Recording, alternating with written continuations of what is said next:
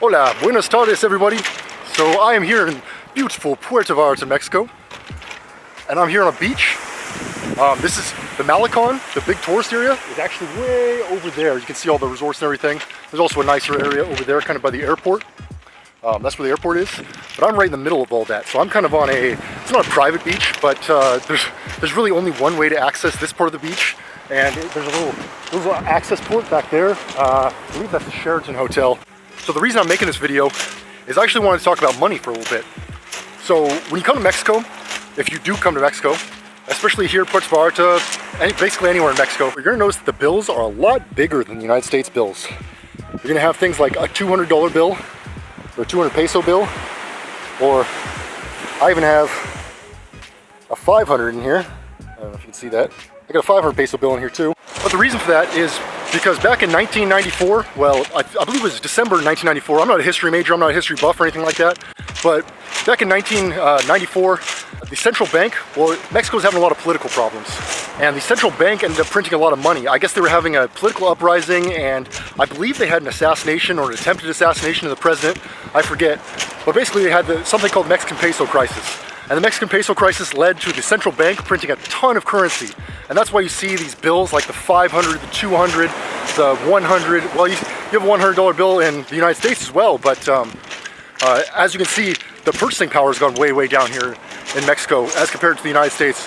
In the United States, we tend to have an inflation rate about, I think it's 2 or 3%. They try to relate it to, but in the long run, I think it's going to go a lot higher than that. I think the United States is probably going to experience something like they did here in Mexico. I was listening to this interview yesterday, and in the interview, it was between Mark Moss and Jeff Booth, two great minds, and they were discussing that the United States is actually going to go through a deflationary period before it goes through inflation.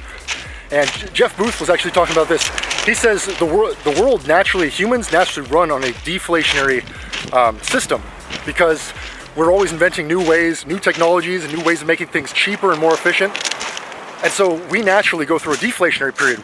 But our monetary system is inflationary. We count on growth happening every single year. We count on our GDP going up and up and up. What about the years that it doesn't? So when I was listening to this, Jeff Booth was basically saying that we used to have things like Kodak that would take pictures, and you'd have those what do you call them, the Fujifilm kind of, not Fujifilm, but the Kodak. You know what I'm talking about, those little pictures that you used to hold in your hand. I forget the name of them. It's so old I forgot the name of it. But you actually have the physical picture in your hand and print it directly out of the camera. Whereas now you have digital cameras, and then you went to digital cameras, and now you have cell phones. So now you can just take pictures straight from your cell phone, upload them to a platform like Instagram, and you don't have to keep all those physical pictures around with you anymore. You can just upload them to the cloud, upload them online, upload them to your profile. So it makes things a lot cheaper. But that's only one instance though. There are plenty of other things that happened that led to deflationary prices. Things becoming cheaper, getting more bang for your buck. But since we have an inflationary system, a lot of things actually inflate in price, like asset prices. Because all these bailouts and free money and just these socialized programs, the money has to go somewhere, right? There's no such thing as a free lunch. And so where it goes is it goes into these asset prices. It goes into the homes, it goes into things like commodities like gold, silver, it goes into real estate, stock prices.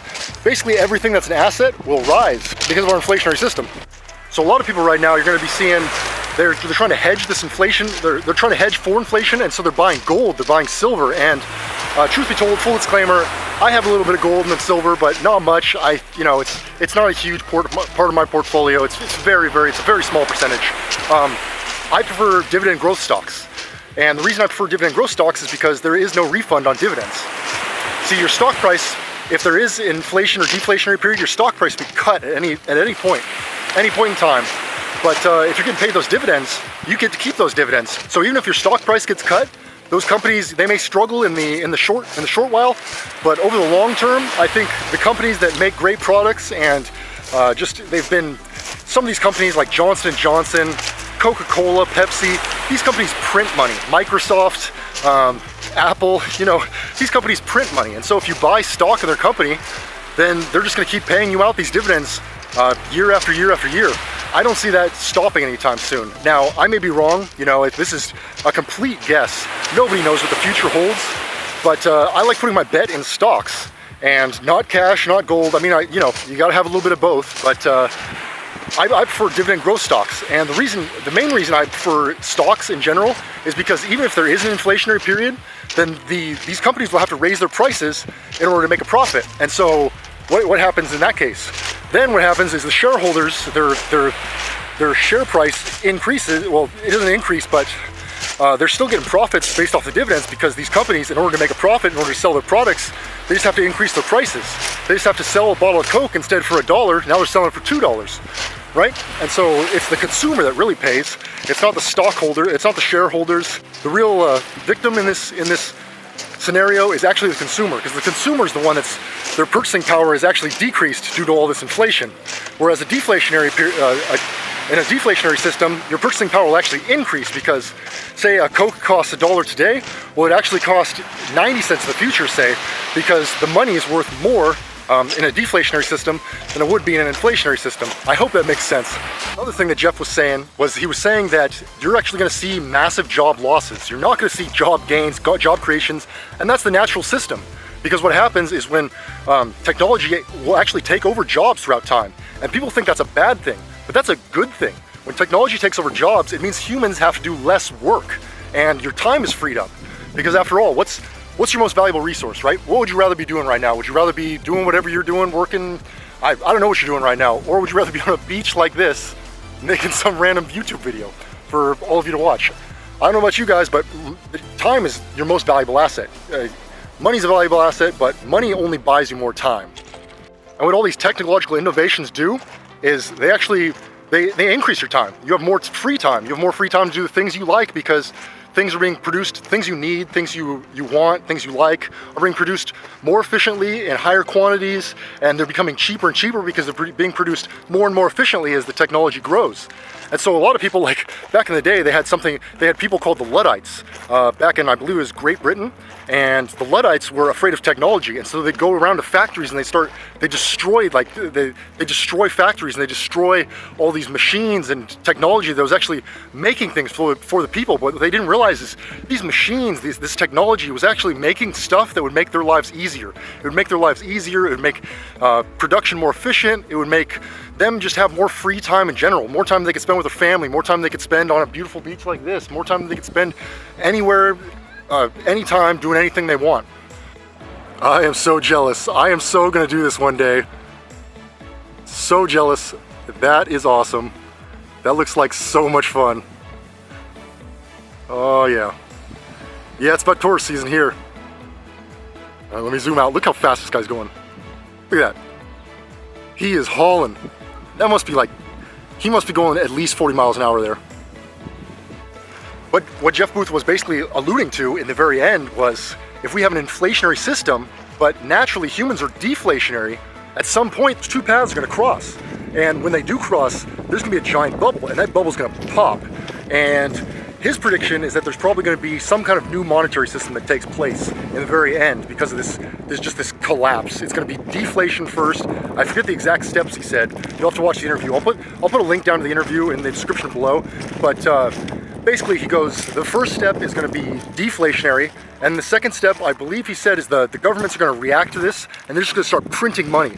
But they're going to realize that they have to print money a lot faster than they're already printing, because the deflationary spiral is already going down, down, down, and they've reacted way too late. And so as soon as they start printing all this money, they print it way too quickly, way too fast, and it was, you know, they waited too long of a time to do it. And so what happens is hyperinflation just sets on. I believe that's what he said, is you'll see inflation, then hyperinflation, then a new monetary system.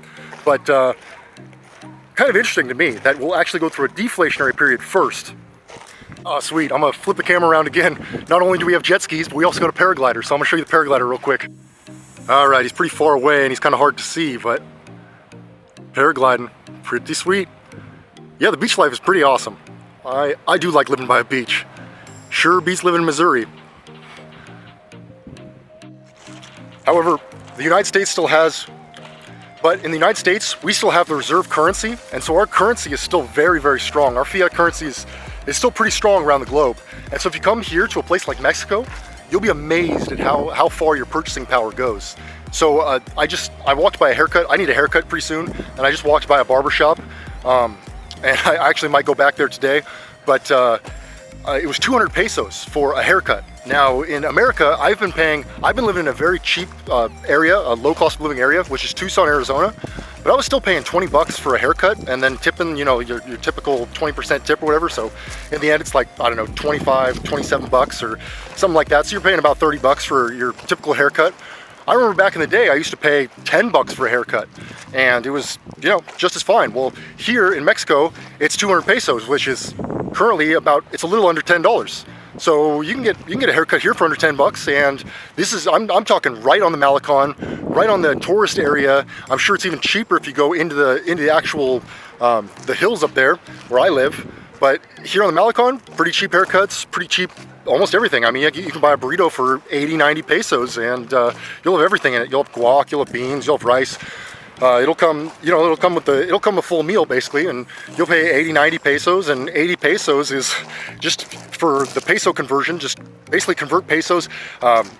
It's always fluctuating, but for the most part, a safe conversion rate is 20 pesos per dollar. And so just divide whatever the peso rate is by 20 and you'll get the dollar rate. So 80 pesos divided by 20 is about 4 bucks. So you can't beat that. Pretty hard to beat. But I think I'm gonna end the video right about here. I'll give you one last good view of the entire beach here. But if you like videos like this, make sure to hit that like button. Helps the channel out. I guess it does something for the YouTube algorithm. I don't know how it works, but I guess it helps it out. So if you can do that, I'd really appreciate it. And I hope to see you in the next one. All right, bye.